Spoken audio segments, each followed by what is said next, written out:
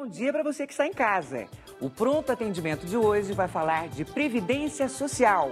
Você que nos acompanha de segunda a sexta, às 8 da manhã, vai poder tirar as suas dúvidas a partir de agora.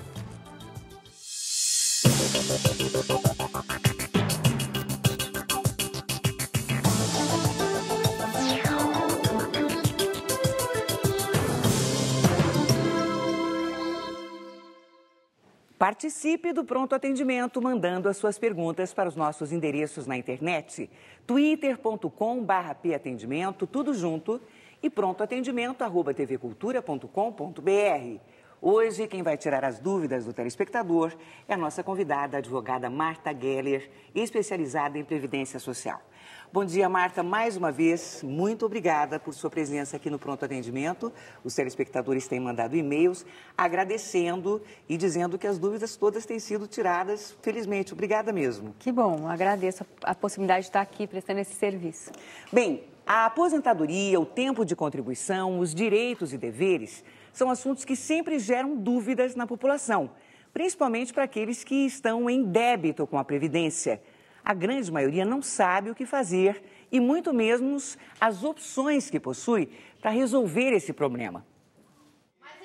Seu Jorge tem 12 anos de carteira assinada. Recolheu mais 4 anos para o INSS como contribuinte autônomo. Há 20 anos, abriu uma loja de materiais de construção.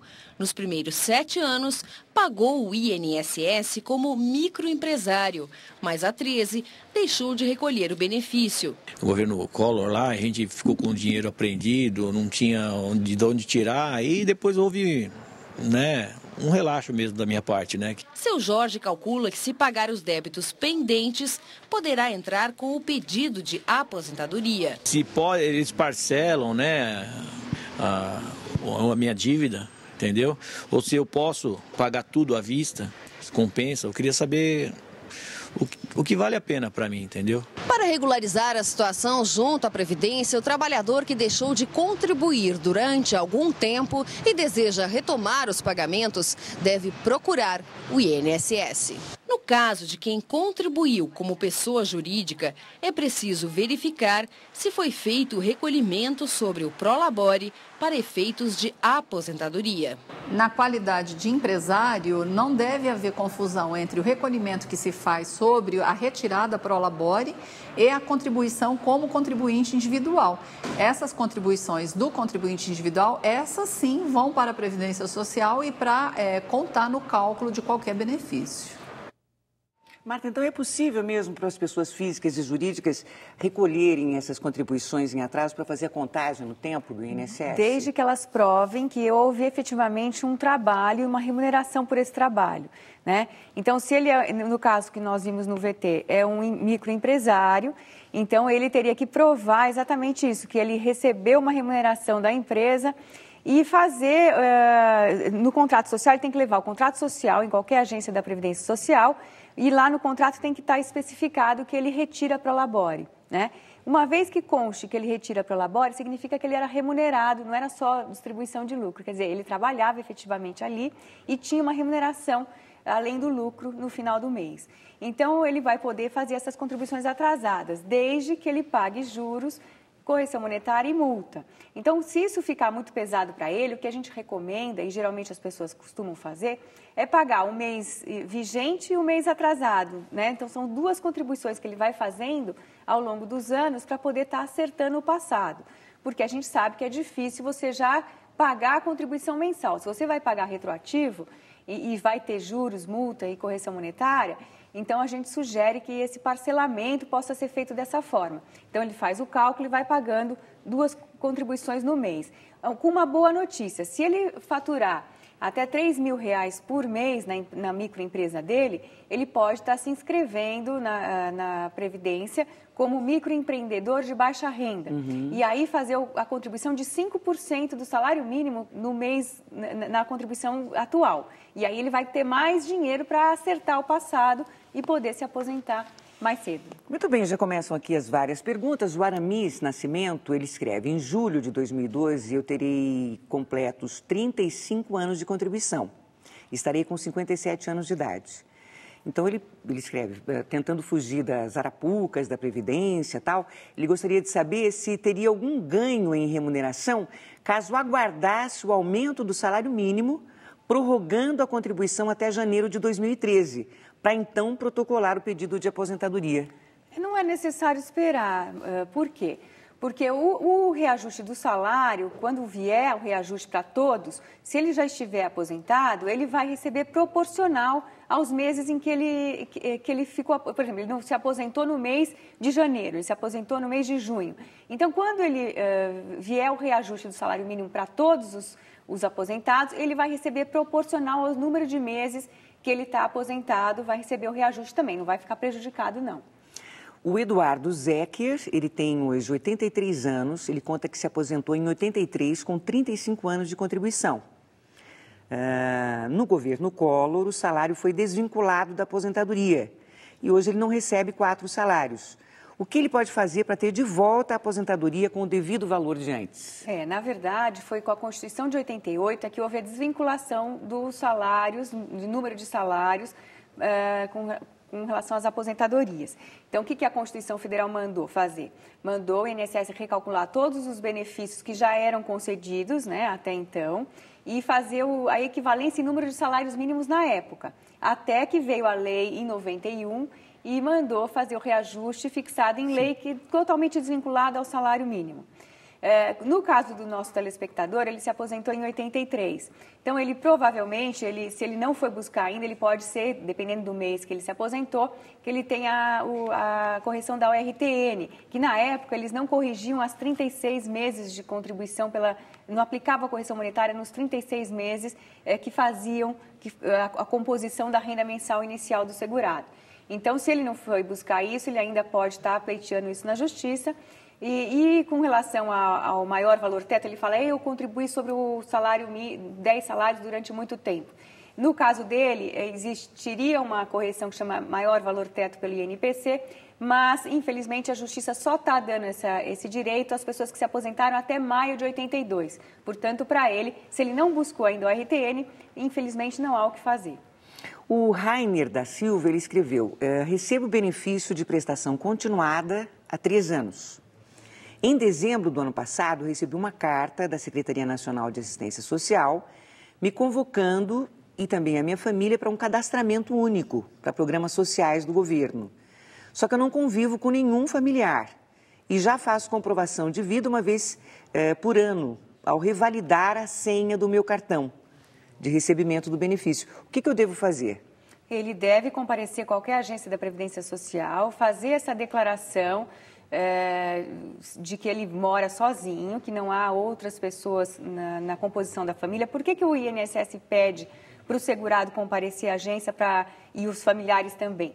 Porque se trata de um benefício assistencial. Esse benefício que o nosso telespectador recebe, ele não depende de uma contribuição prévia que foi paga durante anos, não é uma aposentadoria, é o benefício do LOAS, é um benefício assistencial, que é pago às pessoas que não têm condição de se manter sem auxílio da família. Em primeiro lugar, Madi, está a família que deve dar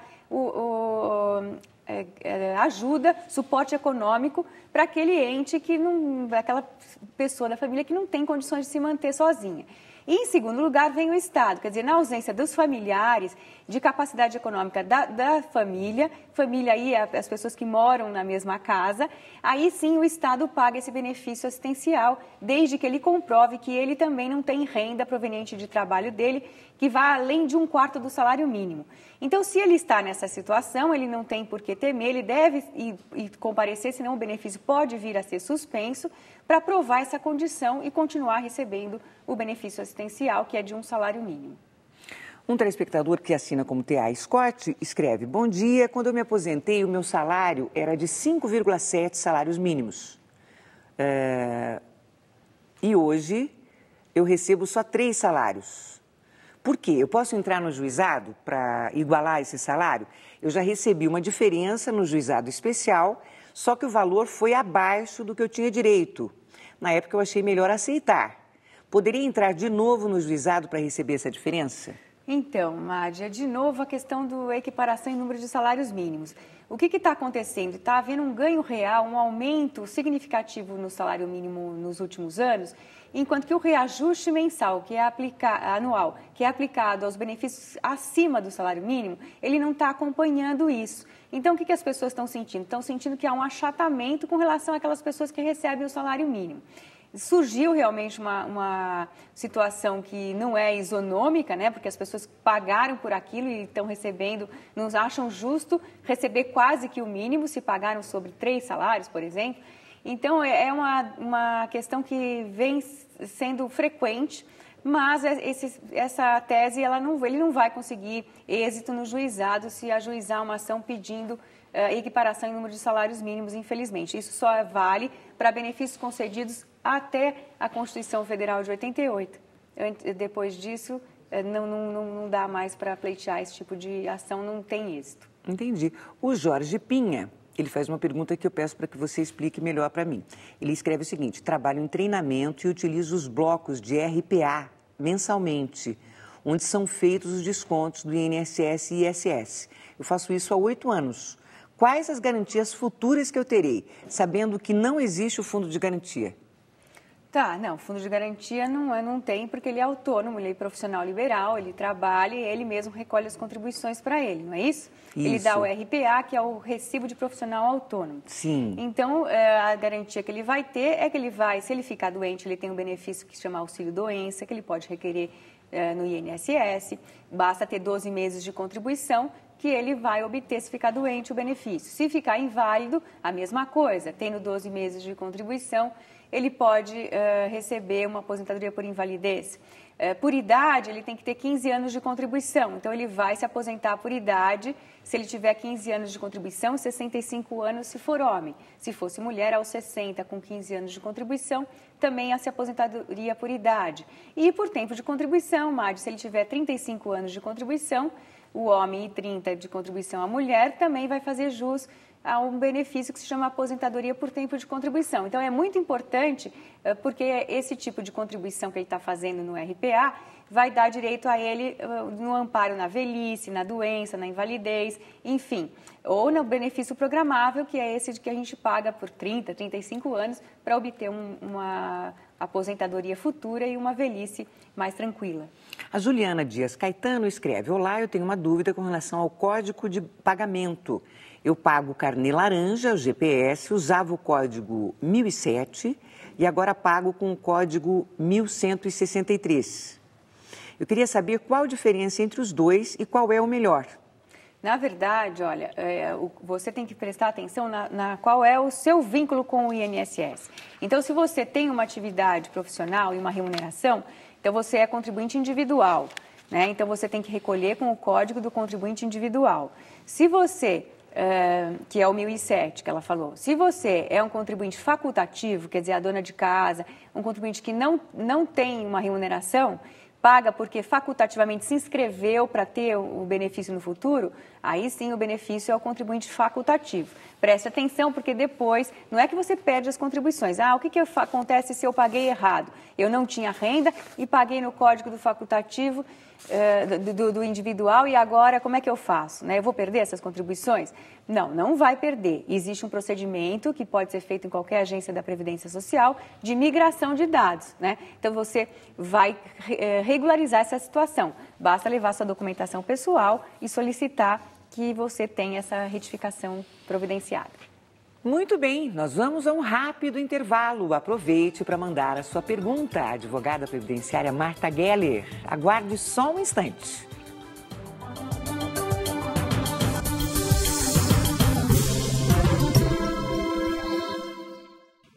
Voltamos com o pronto atendimento. A nossa convidada Marta Geller está respondendo perguntas sobre Previdência Social. Marta, nós temos aqui mais uma pergunta. É a Juliana Aparecida Pivoto, ela tem 29 anos. Ela gostaria de saber sobre pensão pós-morte. Ela escreve: o meu pai ficou viúvo, na época o meu irmão mais novo era menor de idade, mas esse meu irmão é filho de um outro relacionamento. Então nós conseguimos a pensão pós-morte para ele. Eu sei que essa pensão deveria ter ido para o meu pai, que ficou viúvo, mas agora o meu irmão não recebe mais a pensão devido a ter chegado à maioridade. A minha pergunta é, eu posso recorrer à Previdência para adquirir a pensão pós-morte que estava sendo paga para o meu irmão? Pois é, essa é uma questão que as pessoas depende do tempo que decorreu, né? Quanto tempo será que passou e em que data foi que a pensão foi deferida? Por quê? Porque antes não existia prescrição nem decadência, quer dizer, você poderia chegar no INSS e falar assim, olha, essa pensão é minha, eu provo a dependência econômica e pronto, eu era cônjuge, né?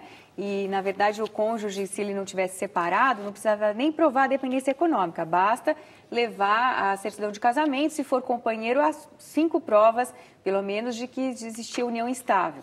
E aí, provada a união estável ou o casamento, o cônjuge tem direito a receber junto com o filho de qualquer casamento, no caso aí é o filho só da segurada que faleceu, e receberiam juntos o benefício dividindo, né, a cota à parte com o número de dependentes. No entanto, o que aconteceu? Ele não pelo que a gente entendeu, ele não requereu o benefício, só o filho que está recebendo. E agora que o filho alcançou a maioridade, ele então vai pleitear esse benefício. Dependendo da data em que esse benefício foi deferido, ele não vai mais conseguir esse direito, né? Muito embora a questão da decadência e da prescrição ela não esteja pacificada ainda nos tribunais. O Supremo Tribunal Federal vai decidir essa questão e vai dar repercussão geral para todos os segurados. De qualquer forma, o que eu recomendo a esse nosso telespectador?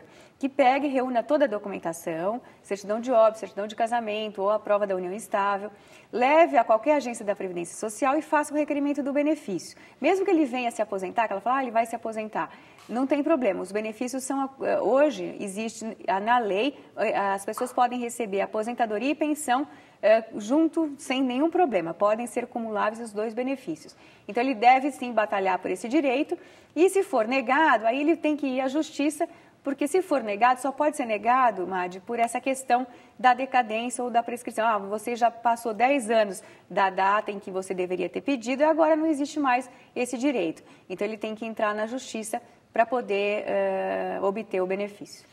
Miriam escreve, tenho 46 anos, comecei a trabalhar aos 15, contribuindo para a Previdência. Contudo, eu fiquei sem contribuir com o INSS no período de 94 a 2008, porque trabalhei como autônoma, professora de línguas. Eu não tive nenhum tipo de registro. O que comprova o salário são os depósitos no banco. Eu posso fazer um pagamento retroativo usando os extratos do banco como comprovantes de renda para computar esse tempo para fins de aposentadoria? Eu já tenho 17 anos de contribuição, ela escreve. Então, a primeira coisa para a nossa telespectadora é saber se ela tinha algum tipo de vínculo com o INSS, né? Você só pode recolher atrasados se você já tinha uma inscrição para o INSS. Se você não existia para o INSS, como é que você vai chegar lá e falar assim, eu vim recolher as contribuições atrasadas? Então, se ela já tivesse algum registro anterior, um número de PIS, alguma coisa, aí é o primeiro passo. Aí ela já tem uma porta que se abre para ela, uma possibilidade de recolher atrasados, se ela juntar esses extratos, que ela diz que tem a prova da remuneração, e aí ela pode ir a qualquer agência da Previdência, usando esse número de PIS ou de contribuinte individual que ela tinha no passado, e fazer o parcelamento e ver qual a possibilidade financeira que ela vai ter de pagar um atrasado e uma contribuição atual. Boa sorte para ela. O Vicente, ele é de Patos de Minas. Ele escreve, no caso do microempreendedor individual, o mesmo tem direito a todos os benefícios do INSS?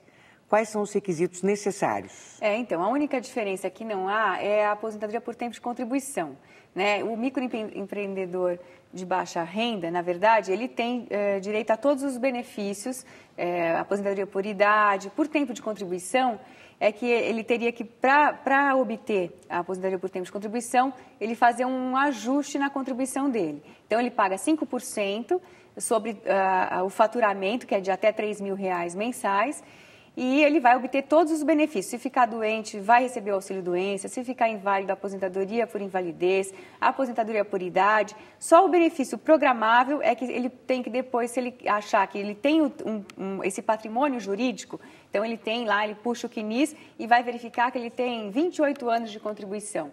mas agora ele pode pagar essa contribuição reduzida. Será que para ele, nesse caso, valeria a pena? Então, é tudo uma questão de tempo, né? As pessoas geralmente não têm esse patrimônio previdenciário todo. Por isso é que a lei faculta a eles esse pagamento reduzido para quando tiverem 65 anos o homem e 60 a mulher, obter a aposentadoria por idade. E todos os demais benefícios se algum risco social acontecer no meio do caminho, como doença, invalidez, morte, essas coisas.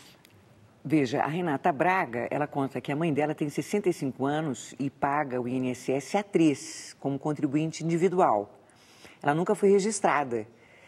O que pode ser feito para ela se aposentar? Pois é, está longe, né? Ela tem que pagar aí 15 anos, porque até julho de 91 eram 5 anos de contribuição. Então, as pessoas que têm 5 anos de contribuição e fizeram 60 anos a mulher, ou 65, até julho de 91, elas têm esse direito de aposentadoria por idade com 5 anos de contribuição.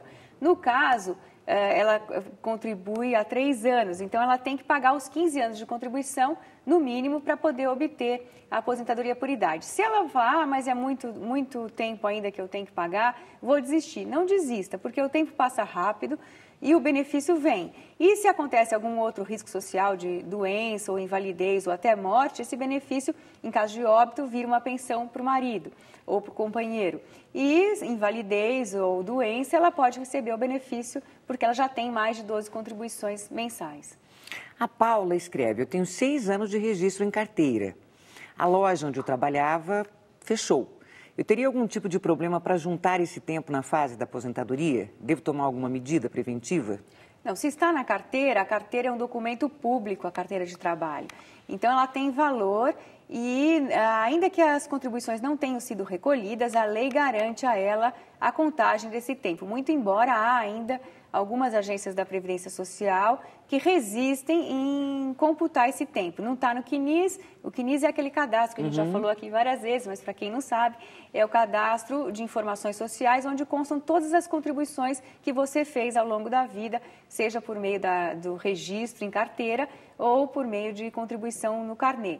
Então, se não consta lá, mas você tem esse documento, existe um procedimento de retificação do CNIS para que essas contribuições passem a constar. Se o INSS não fiscalizou a arrecadação, aí é um problema do INSS, mas é bom que você, o quanto antes, formalize isso no INSS. Por quê?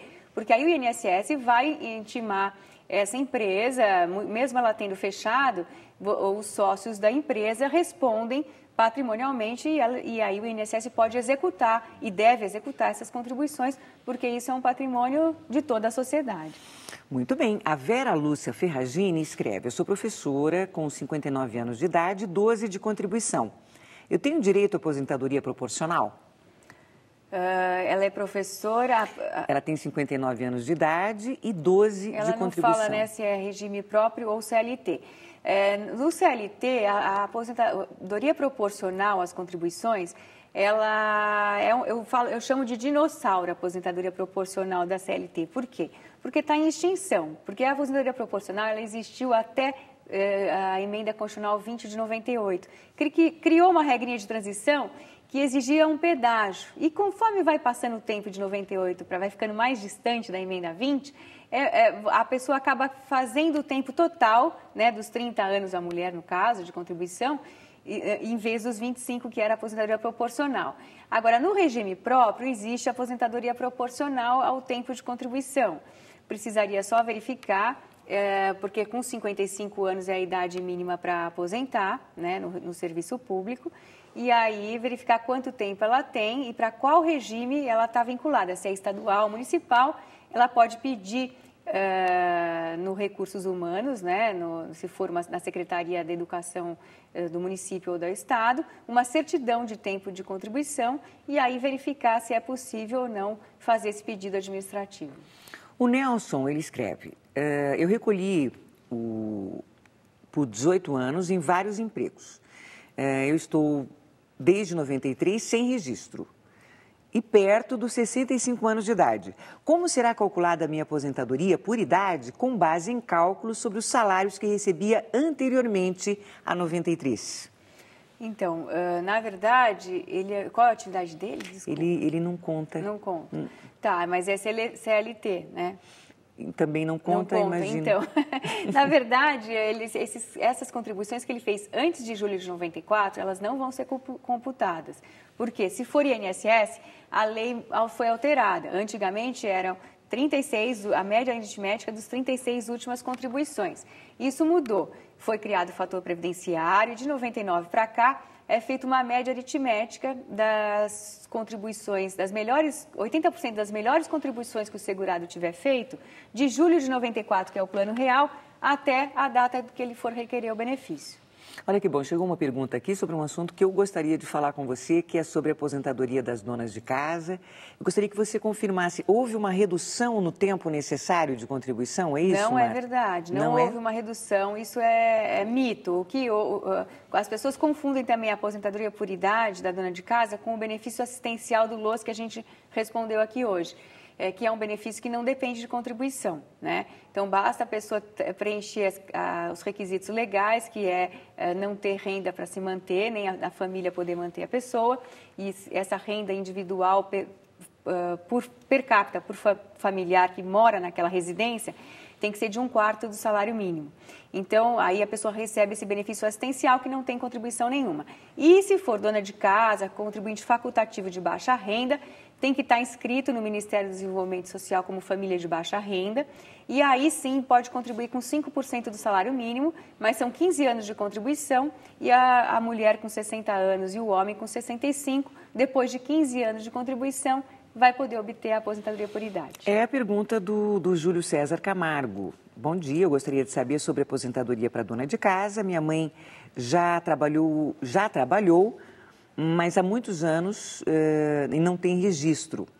Com quanto tempo de contribuição ela vai poder se aposentar?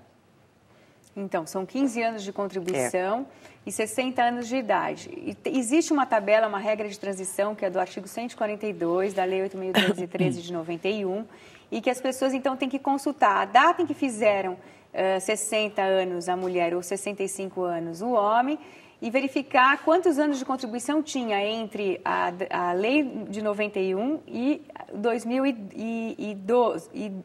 2010, quando ficou total o tempo de 15 anos. Se quiserem, podem estar mandando a pergunta para cá, a gente traz a tabelinha a partir do próximo programa para poder ver se a pessoa está ou não naquela situação da regra de transição, que vai ter entre 5 anos o mínimo e 15 anos o máximo. Então, você vai me perguntar, então uma pessoa com 8 anos de contribuição pode se aposentar? Por idade? Sim, dependendo da data em que ela completou 60 anos ou 65 anos. Isso já virou jurisprudência, né? E se não conseguir administrativamente, basta entrar no Juizado Especial Federal, que a Justiça está concedendo, desde que a pessoa observe essa tabela do artigo 142, que a gente pode estar prestando esse serviço a partir do próximo programa. Muito bem. Alguém que não se identifica escreve: minha mãe, Isabel, tem 58 anos, 9 de contribuição e uma declaração de atividade no meio rural durante 12 anos. Para ela se aposentar com 60 anos de idade, ela terá de recolher pelo período do meio rural? O meio rural depende do período que é. Ele não fala qual é o período que ela trabalhou na área rural. Mas dependendo da data... 12 anos, é isso? São 12 anos, mas até quando que ela trabalhou lá. Geralmente, se for um período mais antigo, ela não precisa recolher, basta provar a atividade documentalmente e também com testemunhas.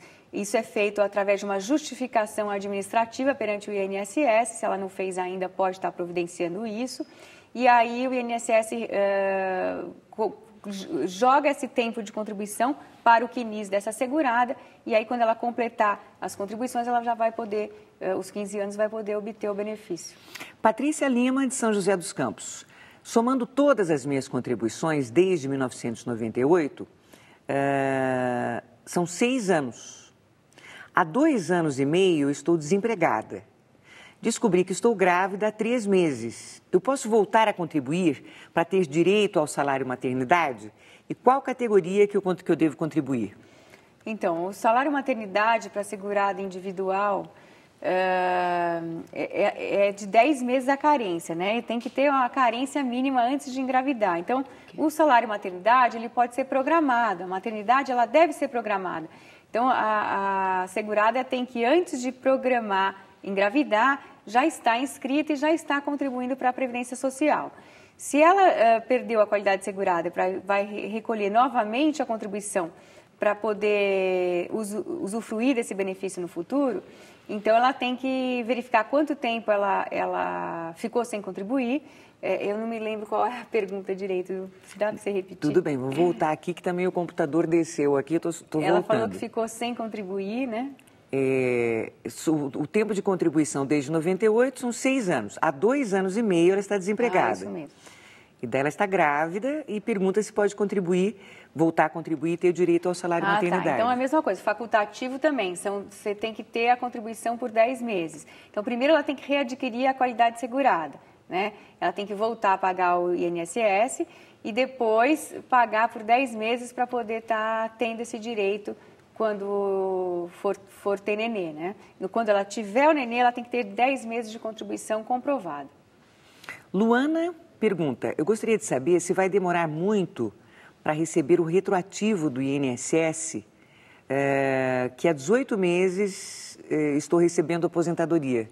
Deu para entender? Retroativo, eu gostaria que você me explicasse. Olha só o que aconteceu. Entendi. Ela entrou com um pedido de aposentadoria e eles demoraram muito para pagar o benefício mensal, né? Para implantar o benefício por alguma razão. Às vezes até ela deixou de prestar alguma informação, foi necessária uma diligência, enfim. E aí atrasou e acumularam atrasados. Enquanto ela esperava o benefício, vamos supor que levou 6 meses aí para ela começar a receber. Então ela quer saber esse passado, que ela tem direito desde a data do requerimento, quando que ela vai receber. Olha, na verdade, você deveria ter recebido junto com o benefício mensal, na carta de concessão, o valor dos atrasados e ele é pago da mesma forma como é pago o benefício mensal, tudo de uma única vez na conta indicada pelo INSS, no banco onde você deveria estar sacando o benefício mensal. Se isso não aconteceu, 45 dias é o prazo máximo, que são 30 dias prorrogáveis por mais 15 que você deve esperar. Caso contrário, vá à justiça, porque você tem direito a juros, correção monetária e tudo mais. Marta Geller, mais uma vez, muito obrigada por sua participação aqui no Pronto Atendimento. Com certeza a gente tirou muitas dúvidas dos telespectadores. Obrigado, um bom dia para você. Obrigada para vocês também. O Pronto Atendimento termina aqui. Nós vamos encaminhar as perguntas não respondidas no programa, muitas perguntas. Nós vamos encaminhar a advogada Marta Geller. No programa de amanhã, vamos tratar de educação financeira. Mande já a sua pergunta. Pronto Atendimento, de segunda a sexta, sempre às 8 da manhã, depois do Guia do Trânsito. Até amanhã.